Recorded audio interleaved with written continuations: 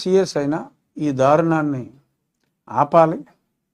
కేంద్ర ప్రభుత్వం కూడా దీని మీద ఎగ్జాక్ట్గా విదేశీ నిధులు వెనక ఎవరున్నారు, ఎవడైనా ఎలక్షన్ల ముందు ఏపీ ఎండీసీకి విదేశీ నిధులు 7,000 కోట్లు ఇస్తాడా, అసలు ఆ సంస్థ ఏమిటి, గొడవ ఏంటి అనేది వెరిఫై చేయాలి. ఆశ్చర్యం, మనం మాట్లాడుకున్నాం 25 టన్నుల వస్తే ఎవడో మాట్లాడతా దాని గురించి. అలాగే మరి ఇప్పుడు దీని గురించి అయినా మాట్లాడతారా? ఇంకో 2 రోజుల తర్వాత దీన్ని మర్చిపోతారా? పాపం ఆంధ్రజ్యోతి పేపర్ ఒకటే దీన్ని ఈ నిజాన్ని బయటికి తీసి పోరాడుతున్నాడు. మరి మిగిలిన వాళ్ళు మాట్లాడతారా? మాట్లాడితే ఎప్పుడు మాట్లాడతారు? సో దీనికి అయితే నా తీవ్ర నిరసన వ్యక్తం చేస్తున్నా. మనల్ని మన బ్రతుకుల్ని మద్యం ద్వారా, డ్రగ్స్ ద్వారా, అలాగే మన భవిష్యత్తుని ఇటువంటి అప్పులు తీసుకొచ్చి రాష్ట్ర ప్రభుత్వ గ్యారంటీలు ఇచ్చి మళ్ళీ కోలుకోలేని విధంగా దెబ్బతీస్తున్న వ్యక్తికి మనం ఓట్లేయాలా అన్నది విజ్ఞత ఉన్న ప్రజలు ఆలోచించవలసిన అవసరం ఎంతైనా ఉంది. నిన్న నా ఫోన్ అది నిన్న ఐ థింక్ మొన్న ఎప్పుడో విజయసాయి రెడ్డి గారు TV9 రజనీకాంత్ గారికి ఒక ఇంటర్వ్యూ ఇస్తూ పుసుక్కుని అనేదని చెప్పాడు. ఎప్పుడూ క్యాచ్ చేయలే. చాలా ఆశ్చర్యం అనిపించింది నాకు. ప్రతిపక్షం క్యాచ్ చేయలేదు, సరే మీ మీడియా వాళ్ళు క్యాచ్ చేయలేదు. నాకు నా స్నేహితుడు ఒక అతను ముస్లిం, పేరు చెప్తే మళ్ళీ ఆడి మీద అటాక్ జరుగుతుంది కాబట్టి చెప్పను, నాకు ఓ వీడియో పెట్టాడు.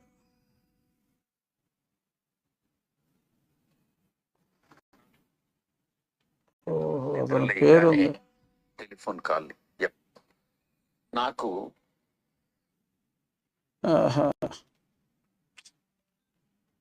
బాబు, నేను అంటే ఇందులో ఆ వ్యక్తి పేరు ఉంది. ఆ వ్యక్తి పేరు మనం చెప్తే ఇందులో మీకు కనపడిపోతే వాడి కోడింగ్ ఇచ్చేస్తారు మా వాడికి.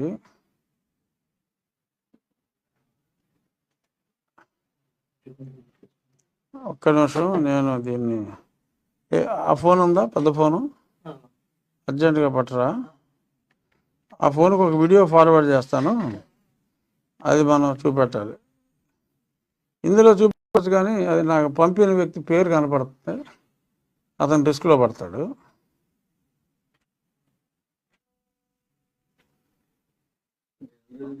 సార్, ఈ FRBM పరిమితులు ఉన్నాయి కదా సార్, రాష్ట్ర ప్రభుత్వం అంటే కేంద్రం కూడా సహకరిస్తుందంటారండి? ఎంతో కొంత సహకారం ఉంది. పొత్తులో భాగంగా అంతకంటే ఎక్కువ మాట్లాడకూడదు.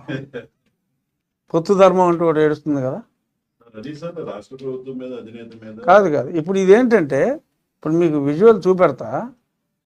విజయసాయి రెడ్డి ఏం చెప్పాడు ముందు వినిపిస్తా, తర్వాత విజువల్ చూపిస్తా. నాకు తెల్లవారు నిద్ర లేయంగానే టెలిఫోన్ కాల్, ఎవరో విలేకరు టెలిఫోన్ చేశాడు. సార్, ఈ రకంగా వివేకానంద రెడ్డి గారు హత్య చేయబడ్డారు, చనిపోయారు. నేను పులివెందులకు ఫోన్ చేశాను. ఫోన్ చేసినప్పుడు అక్కడ వాళ్ళు చెప్పినటువంటి విషయం, ఆయన గుండెపోటుకు లోనయ్యారు, చనిపోయారు అని నన్ను చెప్పారు. అదే విషయం నేను ప్రెస్కి చెప్పాను. అంతే. అర్థమైందా? క్యాచ్ చేశారు పాయింట్. హత్యకు గుర చనిపోయారు అన్నారు. పుసుకుని నిజం చెప్పేసి సినిమా స్టంట్లు పెట్టాను ఇప్పుడు చూడు. సో ఆ రకంగా ఆయన నిజం చెప్పాడు. తెల్లారుజామున మాట్లాడుకున్నారు. 5:30కే అజయ్ కల్లం గారికి చెప్పేశాడు చిన్న ఆయన చనిపోయాడని. ఆయన కూడా సిబిఐకి అంతా చెప్పాడు. ఆయన అది రికార్డ్ అవ్వలేదు అనుకున్నారు. ఆ వాయిస్ మొత్తం క్లియర్గా రికార్డ్ చేశారు. అందుకని ఆ కేసు రాకుండా చేస్తున్నారు. సో దీన్ని బట్టి పరిశీలించి, పరీక్షించి, పరిశోధించి చూడగా తేలినదేమనగా వివేకానంద రెడ్డి గారిని వైఎస్ కుటుంబీకులే, ఇంకా క్లోజ్ కుటుంబీకుల సలహా సూచనతో ఓం నమ శివాయ కావించబడినదని చెప్పి అందరికీ చాలా స్పష్టంగా తెలిసింది. మరి ఈ స్టేట్మెంట్కి మరి ఎలాగో కేసు కంటిన్యూ చేయాలి, రీఓపెన్ చేయాలని సునీత కూడా అడుగుతుంది. మరి ఈయన కూడా, ఎందుకంటే ఆదమరుపులో నిజాలు వస్తాయి, అబద్ధం ఆడాలంటే ఆలోచించాలి. ఆయన పుసుక్కుని హత్యగా చనిపోయారని చెప్పారు. ఏమయ్యా ఇంకోసారి పెడితే డౌన్లోడ్ అవుద్దా? ఎందుకంటే 30 సెకండ్స్ పెట్టే కానీ ఇది టర్నింగ్ పాయింట్, ఎవడు క్యాచ్ చేయలే దురదృష్టవశాత్తు. సర్లే ఈ